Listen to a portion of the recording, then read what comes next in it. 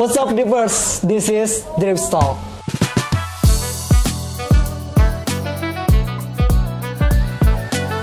Oke, kali ini kita lagi ada di workshopnya Junk Art Company, dan yang pasti kalau ada suara tak tok ya karena di sini lagi pembuatan sepatu, ya betul kan? Betul.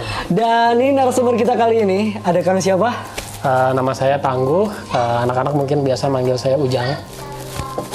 Ujang. Ya. Oke, siap. Berarti saya panggilnya Kak Ujang atau gimana? Boleh, Ujang. boleh.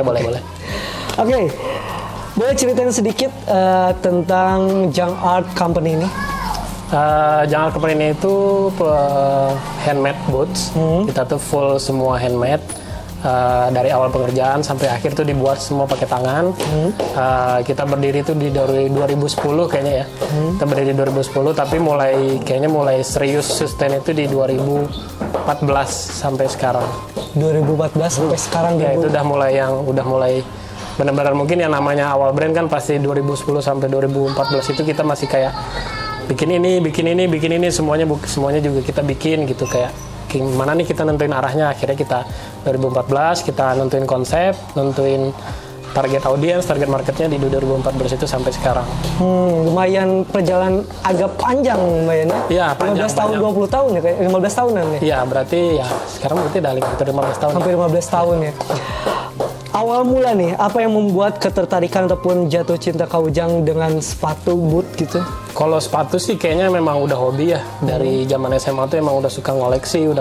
Terus saya kan memang dari Sumatera, lalu ngerantau ke Bandung 2008 tuh ngelihat persepatuan Bandung tuh bener-bener luas banget ya. Terus saya mikir daripada saya beli, kenapa nggak nyari peluang untuk jual nih.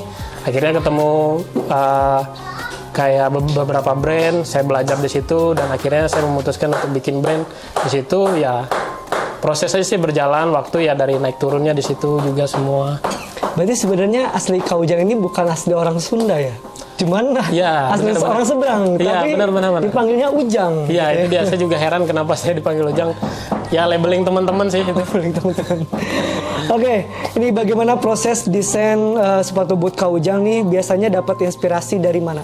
Kalau inspirasi sih, kalau dulu ya kita tuh inspirasi dari brand-brand luar yang udah ternama, yang udah berdirinya tahun 18 sekian, kayak ya pasti tahu berapa merek luar kayak Red Wing gitu. Kita tuh terinspirasi tuh banyak tuh dari situ. Terus juga ada beberapa brand-brand handmade sepatu berasal dari Jepang, dari Italia, juga dari Amerika. Salah satunya juga kayak White Boots atau Fiber gitu-gitu juga kita terinspirasi dari situ, karena kita ngelihat wah ini memang nilai seninya tinggi banget di situ. Setiap brand pasti memiliki ciri khasnya ataupun kualitasnya, dan pasti yang membedakan itu masalah dari bahan ya Kang ya. Ya betul. Nah betul. ini yang dipunyai oleh Junk Art sendiri. Untuk kualitas bahannya dari mana kalau boleh tahu? Kalau kualitas sih semuanya kita ada, dari lokal ada, dari luar juga ada. Jadi kita yang lokal pun kita juga pakainya yang grade A. Kalau luar kita ada dari beberapa pabrik. Kalau dari Amerika ada Horwin Company, dari Italia kita ada Rocado, Selcordovan, atau dari Mariam Tannery itu kita juga ada. Berarti kualitas yang emang tidak bisa diragukan lagi. Ya, itu kualitas keren-keren ya Kang ya? Ya betul. Karena beberapa pabrik-pabrik kulit ini juga dipakai banyak brand besar di dunia juga pada pakai kulit ini juga. Dari semua koleksi Junk Art nih ya Kang, desain favorit Kang Ujang itu yang mana? Salah satunya sih yang ini sih, yang service boots. Karena ini benar-benar desain pertama kita, yang benar-benar kita develop itu kayaknya hampir setahun kita develop untuk benar-benar dapetin shape yang enak. Terus yang kedua yang saya pakai sini juga, yang paling saya suka karena ya sehari-hari lebih ke santai. Kalau untuk yang desain Mokto kayak gini. Jadi daily mau dipakai ke acara casual ataupun formal pun masih masuk. Masih masuk, benar. Nah, tantangan apa sih yang Kak Ujang hadapi saat memulai bisnis ini? Tantangannya tuh sebenarnya marketnya ya, karena kan di Indonesia market untuk yang handmade boots itu kan berarti tergolong harganya nggak murah. Jadi kita untuk tantangannya tuh pasti sampai detik ini pun kita masih terus mengedukasi gitu. Kenapa sepatu boots itu mahal, kenapa handmade itu mahal, karena benar-benar dipakai untuk long term gitu. Sekali beli sepatu boot harganya jutaan, itu tuh emang worth it untuk bisa dipakai 4 tahun, 5 tahun, bahkan bisa sampai 8 tahun asal bisa di-resolve, tetap masih bisa dipakai dan masih kuat sampai sekarang. Wow, lumayan juga ya Kang Iya, berarti ya. benar-benar. Nah, pasti kan apalagi ini perjalanan udah cukup lama sekitar 15 tahunan ya Kang ya. Setiap perusahaan ataupun setiap brand pasti pernah mengalami pasang surutnya gitu ya. Betul. Pasti adalah suatu desain yang pernah gagal atau gimana. Itu gimana sih cara mengatasinya? Ya, kalau itu sih kayaknya kalau untuk desain yang gagal pastinya natural aja ya, karena dari kita lempar beberapa ke market, ada beberapa market yang kayaknya ini kurang nih, dari kita langsung pasti kita tarik. Terus ternyata dari data yang kita punya, ternyata ini yang paling bagus, ya itu yang bakal kita push terus. Lebih ke sesimpel itu aja, karena kan kita juga sistem kan 90% kita made to order. Jadi kita memberikan fasilitas ke customer, mereka bisa milih warna kulit, mereka bisa jenis konstruksinya yang mereka pengen apa, bahkan sampai outsole mereka juga bisa pilih semua yang sudah kita provide di website. Ini ada saran nggak untuk pengusaha muda mungkin yang lagi mau merintis ataupun baru membuka bisnis usaha seperti ini, untuk yang baru-baru ada Sarannya apa ya? Saran gitu? Sarannya sih lebih benar-benar ke konsisten kali ya. Karena kan memang kalau hanya memikirkan untuk keuntungan atau selling kan memang tidak ada instan ya. Apalagi kalau kita kan Jangar juga kita mulainya tuh benar-benar dari nol tanpa modal, sampai sekarang pun juga kita nggak ada pakai funding atau apapun. Jadi kita menjaga sistemnya itu benar-benar jangan buru-buru aja gitu. Jadi kayak pelan-pelan aja, asal juga grafiknya juga naik pelan-pelan. Jadi konsisten aja, kalau memang passionnya di situ, kalau memang sukanya di situ, dalemin terus sampai dalam. Ternyata tuh market tuh gini, udah kebaca, tinggal dijejalin aja. Ini target marketingnya kayak gini. Tapi ya gitu, harus tetap. Kalau misalkan ada beberapa market yang turun, kita baca nih market dunia, memang lagi turun, berarti kita harus nyari trik apa nih biar untuk bisa menjaga stabilitas produksi, stabilitas selling gitu. Itu dia. Kuncinya adalah konsisten ya, bener kan ya? Karena banyak sih beberapa brand kayak gede di depan, ternyata nanti pas di tengah mereka hilang. Nah, karena mungkin harus punya value juga kan. Setiap brand itu harus punya value. Nah, ngebangun value itu tuh pastinya nggak bisa waktu yang cepat. Iya, butuh waktu yang lama untuk ngebangun value-nya itu. Nah, itu ya sedikit saran dari Kang Ujang untuk kalian yang mungkin baru mau merintis usaha sepatu gitu kan ya. Benar-benar. Nah, ini kalau masalah ngomongin tentang industri dan juga tren, bagaimana sih menurut Kang Ujang melihat perkembangan industri sepatu zaman sekarang? Kalau sepatu kayaknya 5 tahun, 6 tahun terakhir gede banget kayaknya. Benar-benar, dan fasenya itu benar-benar berubah. Kayak di 2017 sampai 2019 itu kayaknya sneakers lagi naik-naiknya. Terus sekarang juga udah mulai beralih nih, dari sneakers sudah pada pakai loafer, ada apa-apa. Kalau saya ngelihatnya sih senang sih, karena banyak beberapa orang yang main juga, terjun juga, dan banyak juga yang konsisten di situnya. Terus apalagi ya, paling kalau untuk tren sih untungnya sih kalau kita sepatu handmade itu, kita itu makanya saya ngeset desainnya itu yang benar-benar everlasting gitu, benar-benar yang modelnya itu bakal bisa dipakai untuk jangka panjang dan tidak ngikutin tren. Karena kan untungnya sih di sepatu handmade itu kan udah ada pattern-patternnya, kayak service boot, Mokto, Cukas gitu, itu kan semua udah ada. Jadi kita nggak perlu harus ngikutin tren, tapi kita tetap ngejaga kualitas. Kita paling ngikutin tren mungkin di saat ada beberapa brand luar lagi rame pakai kulit ini, mungkin kita bisa menyamain, kita juga punya nih bisa pakai kulit yang ini gitu.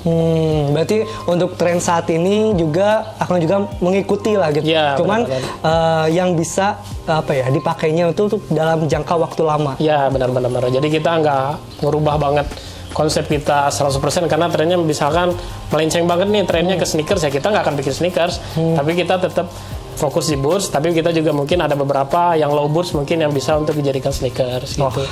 Oke. Dan apa nih rencana Kang Ujang untuk brand ini gitu ya dalam beberapa tahun ke depan? Kalau impian sih pengennya sih buka toko ya, tapi kita pengennya juga kalau dari Jangar sendiri pengennya buka tokonya di luar gitu, pengen dia minimal mungkin bisa trunk show atau mini show mungkin di Singapura atau di Malaysia, pengennya sih kayak gitu. Terus juga ya kalau untuk jangka panjang sih kita pengen ngebuka lebih market di Amerika lagi. biar bisa buka toko mungkin atau mungkin titip di sana. Itu juga salah satu impian saya sih sampai Amin. sekarang. Amin. Semoga itu terwujud ya Kang ya. Ya. Oke, ini ada pesan nggak Kang untuk apalagi untuk para drippers ataupun streamers, mungkin kebanyakan mereka juga hanya taunya ya udah sepatu tinggal pakai gitu. Ada tips atau saran gitu untuk mereka yang suka memakai sepatu boot seperti ini? Kalau tips sih lebih ke ini kali ya, mungkin ke orang yang belum pernah pakai boots nih. Nah, kalau dari saya pribadi, setiap laki-laki itu wajib punya sepatu kulit aja seumur hidup. Wajib. Sepatu kulit yang bener ya, karena itu bakal someday walaupun gak dipakai daily, itu bakal dipakai nanti untuk di acara-acara besar keluarga kalian atau apa, itu tuh wajib dipakai. Dan karena dipakainya sekali-sekali, jangan beli yang murah juga gitu, karena kan kalau sepatu yang mungkin dengan kualitasnya yang biasa dipakai untuk sekali formal terus nggak dipakai lagi, nanti malah jadi hancur. Nah, sekali beli untuk yang bagus tapi bisa pakai langsung untuk sampai 5 sampai 10 tahun gitu. Tuh, cukup beli satu aja, tapi bisa kepakainya lama ya. Iya, benar. Jadi kayak kalau mungkin emang dipakai cuma setahun 2-3 kali, ya sampai 5 tahun ke depan itu masih bisa dipakai.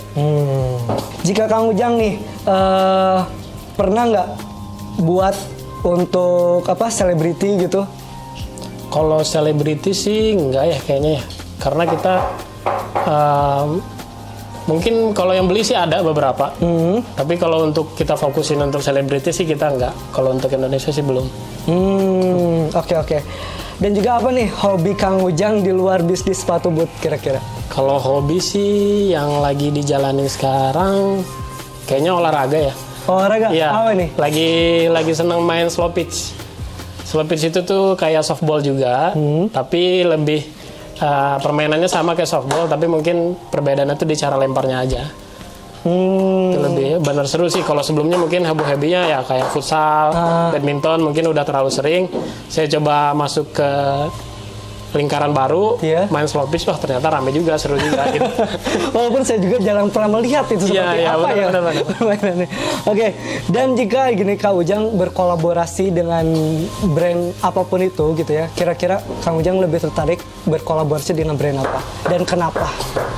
Kalau brand sih mungkin susah kali ya, karena mungkin kita handmade boots itu kan dari kitanya juga udah kuat tuh. Paling kita benar-benar kalau cita-cita sih pengen berkolaborasi itu sama desainer gitu. Sama desainer? Ya, jadi kayak beberapa desainer-desainer luar atau beberapa desainer lokal. Jadi sentuhan tangannya tuh jadi bisa benar-benar blend sama brand kita. Karena kalau untuk menyatukan dua brand itu kan mungkin bisa, tapi mungkin ada beberapa pemikiran yang panjang mungkin, atau ngegodoknya mungkin rada panjang kali ya. Karena memang benar-benar di sepatu itu kan kita harus benar-benar nunjukin dua ego nih, bakal bisa jadi satu sebuah produk. Nah, kalau dari saya sih pengen banget sih ya sama desainer kayak sama desainer.